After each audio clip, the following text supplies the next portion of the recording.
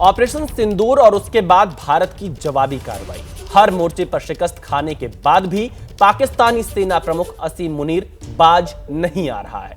Munir LOC पहुंचा, कश्मीर के नाम पर आतंकवादियों को फिर से नापाक इरादों को अंजाम देने की साजिश में जुट गया है।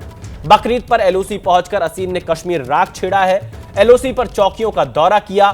मुनीर ने सैनिकों के साथ त्योहार मनाया और फ्रंट लाइन पर तैनात सैनिकों को सतर्क रहने को कहा है। हालांकि लगातार पाकिस्तान मुंह की खा रहा है। एलओसी पर जिस तरह से हमारे जवानों ने मुंहतोड़ जवाब दिया पाकिस्तान को, उससे पाकिस्तान की कमर टूटी है। और हमारे संवाददाता नीरज राजपूत इस खबर पर और ज्यादा जानकारी देने के लिए जुड़ गए हैं। नीरज, एलओसी पर पहुंचा है असीम मुनीर, इतनी बुरी हार के बाद, इतनी बुरी तरह से उसको नुकसान हुआ, लेकिन उसके बाद भी अपनी आदत से बाज नहीं आ रहा है, प्रोपेगेंडा फैला रहा है, यह दिखाने का प्रयास कर रहा है कि कुछ हुआ ही नहीं है।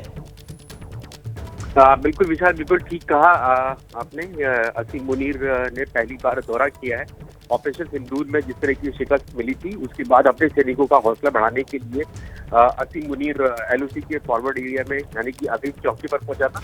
वहाँ बकरीद ईद मनाई और साथ ही, लेकिन यहाँ बकरीद ईद मनाने के साथ साथ जो उसने संबोधन किया अपने सैनिकों को किया, उसमें एक बार फिर से उसने कश्मीर का राग छेड़ा है, जो कि दिखाता है कि किस तरह से जो पाकिस्तानी सेना है और जो फील्ड मार्शल है वो किस तरह से इस बात को अपनी सेना, अपने देशवासियों के सामने एक्सेप्ट नहीं कर रहा है कि वो हार चुके हैं, उनको कितनी बड़ी क्षति हुई है। और इसीलिए एक बार फिर से कहा कि कश्मीर के लोगों को जो वो पुरानी जो राग रहता है, न्याय मिलना चाहिए, संघर्ष करते रहना चाहिए, तो ये कहीं ना कहीं साफ तौर से दिखाता है कि पाकिस्तान अभी भी बाज नहीं आ रहा है और आतंकियों को एक बार फिर से उकसाने की कोशिश ऐसा लगता है कि असीम द्वारा की जा रही है।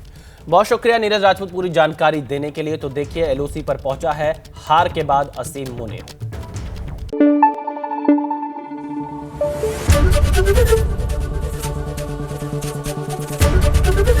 एबीपी न्यूज आपको रखे आगे।